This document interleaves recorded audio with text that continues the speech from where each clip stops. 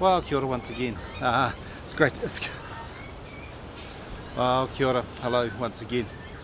In this, will we? Kia ora once again.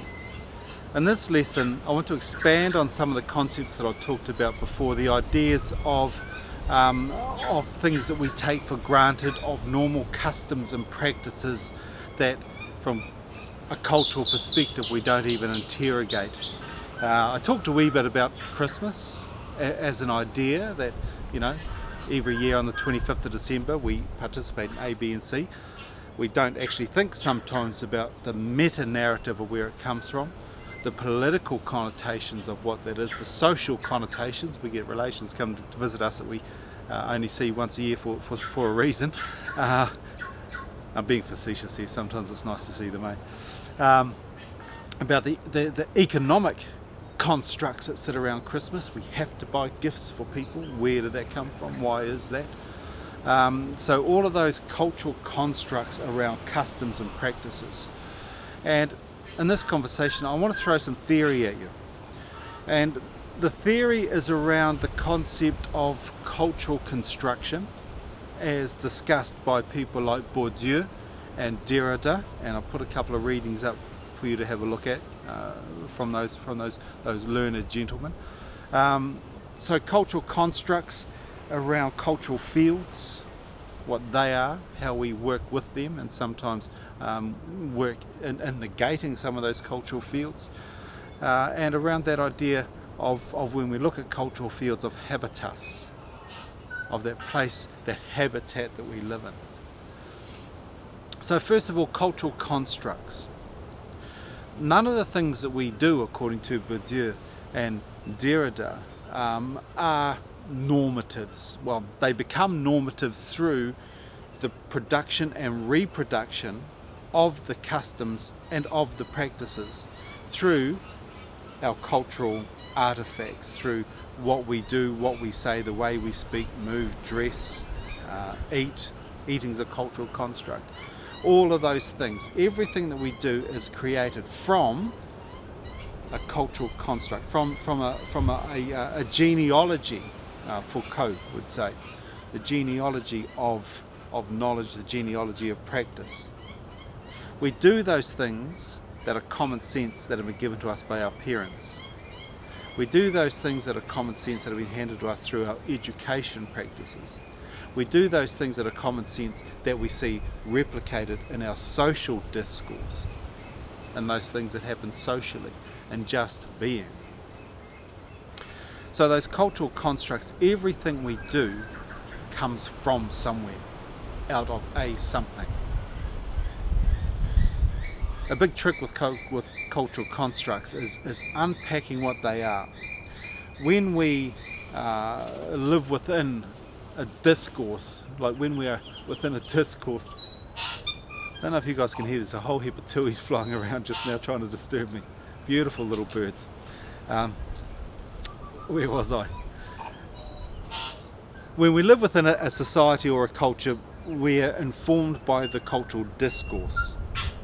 Now, discourse is another way of talking about all of those things that happen. It's not just a narrative insofar as a story or a conversation. The narrative is told out through the way we dress. Well, look at me now. You wouldn't see me wearing this sort of stuff around campus, but here I am in the middle of the bush because it's the right stuff to wear. It's warm. It's constructed in such a way that it fits with the bush, hard wearing, etc. But there's a cultural construct that goes with what I'm wearing. If you were to see me in this gear in the main street, you'd say, what's this fella up to? Anyway, so that idea of cultural construct, everything we do is constructed. It comes from somewhere. And when we live within cultural constructs and the discourse, that's where I was going, that informs those cultural constructs. The discourse is the telling and the retelling of the stories. And sometimes that telling and retelling of the stories is dominated by, as I suggested with Christmas, either a meta-narrative, a karakia, a Bible story, is retold through the idea of customs. So how those meta-narratives are played out, it's customary to A, B and C without questioning it. And those practices, those things that are dictated by people at any sort of given point in time. And it's interesting now actually looking at social media and how quickly that as a discourse, as a cultural practice, as a way of doing things, influences other discourse. It influences other parts of our lives. Now, when I'm thinking about Derrida and Bourdieu, etc., and when I'm talking about the idea of cultural construct, how our perspective on the world, we might even use that word worldview when we're talking about discourse analysis. When we think about our worldview, about how it's shaped and how we fit within at different times within different cultural cultural constructs, Bourdieu and Derrida would discuss this as cultural fields. Within a cultural field, there are certain ways of acting, of speaking, of doing, of being, of interrelating within the cultural field. And that cultural field of where I am now, being with my whānau, with my family down in this place here, a place that's dictated by a history of our people within this place. There are different ways for me acting and reacting within this space here, as there would be, as I indicated before, even clothing, back in the lecture theatres. So any individual negotiates and navigates between cultural fields. There's Ron Bull here sitting in front of you now, the Indigenous food gatherer. There's Ron Bull, the lecturer, the director at Otago Polytech. There's Ron Bull, the rugby coach. Wear different clothes, speak differently, interact with different people, use a completely different language altogether. But it's all coded and encoded to those cultural fields. Language is very, very important. Ron Bull, the grandfather, believe it or not. All of those things, different cultural fields that I interact with at different times. And the people that I interact with in these cultural fields, they interact in their own milieu of cultural fields. And it's something that, is described sometimes as the habitus. The habitus, you would have read that in the readings. We live, and if you think of the word habitat, that's where we live. The cultural field, the habitus that we inhabit at any given time is dictated by those cultural constructs around us.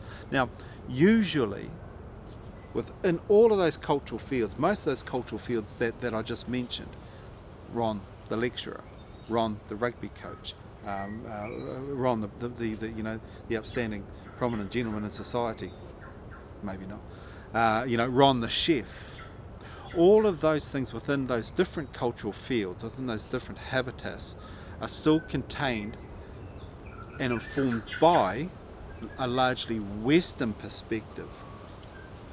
So each of those habitats, each of those cultural fields are informed by discourse. The rugby discourse, we talk about, blowing over in the rucks, about lifting at 2 and 4, blockers, all of these sorts of things, all of this different language that only exists and makes sense within that habitus and within that discourse of rugby. But within all of those discourses, those multiple cultural fields, those multiple habituses, are informed by a dominant discourse. A dominant discourse. And that dominant discourse encapsulates all of those cultural fields, those habitats that I inhabit, that I just talked about. And with all of those, there are commonalities of ways of doing things informed by the dominant discourse.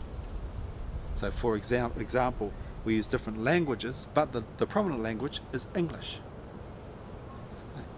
We dress differently for all of those things, but men still wear trousers. If that makes sense. It doesn't here. Sometimes it doesn't when it comes out.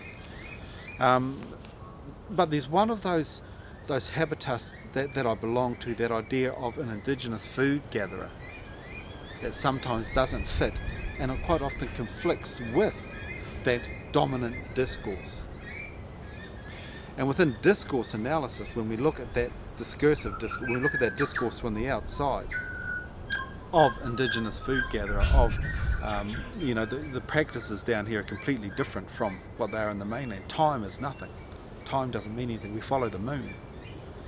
When we harvest birds, today was a perfect example. We're on the full moon, and because the moon's up, the birds don't like coming out of their holes, so we have a day off regardless of what day it is. But when the rain and the wind comes, the birds love that and they come out. And at those times, then we work hard. We get up at 3 in the morning and work through till sort of 8, 9 o'clock. So, but the time doesn't matter. The time doesn't matter. So it's windows of opportunities that are dictated by nature, that are dictated by the birds, that are dictated by who we are within this place. So it's a different way of viewing the world, a different way of articulating customs. I talked about that in one of the videos. It's a different way of living within this habitus that is different from the other one. It's completely different from that dominant discourse. Down here, we still do practice a lot of the old traditional practices of putting that first bird back. And it's a common practice amongst indigenous people.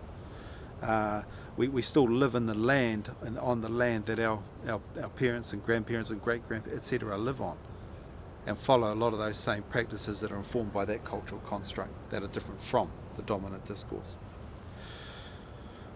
So sometimes when we live in these habitats, some of them fit perfectly and some of them don't. But it's usually those cultural fields that don't fit within the dominant discourse that are viewed with suspicion and suspect. It's usually those discourses, when I talk about meta-narratives and karakia, when I say the gods that I pray to is the sky and the water and the land, it's sort of like, oh, that's a wee bit sort of far out. And in doing that, what we're doing is othering that habitus, othering that cultural field. That's not the same as a Western-centric perspective on the world, so it must be different. It must be othered. And we'll go a wee bit further into that. Edward Said in the 1970s talked about a concept called Orientalization, and how the West has created the East on difference. They're not us. They don't do things the way that we do in the West. That's the East. It's mystical. It's strange. It's far out. So sometimes we work on a binary. So we say, because something is not the way that we do things or the way that we understand the world, because they do things differently and I don't quite get it, we other them in what's called a binary opposition. Simple binary opposition is good and bad, day and night. We know what one thing is because it's not the other. So when things fit outside of our cultural field, we tend to other at times and say, that's not for me, that's over there. When I'm talking about this concept of biculturalism, I want us to unpack what our own cultural field is, to understand what it is that we do, and that even though we might think of it as common sense, it's informed by a past, by a history, by a meta-narrative, by a social narrative, by a political narrative, by an economic narrative. And that's all controlled. And sits within a discourse. I want us to think about, when we think about biculturalism, what makes our own cultural construct and what makes the other, and how these things can fit together. I'll talk more about that soon, So thanks for being out here in the bush with me with all the birds. I'll tell you what, there's a wee fella just crawling around here. I'll see if I can get him on video for you.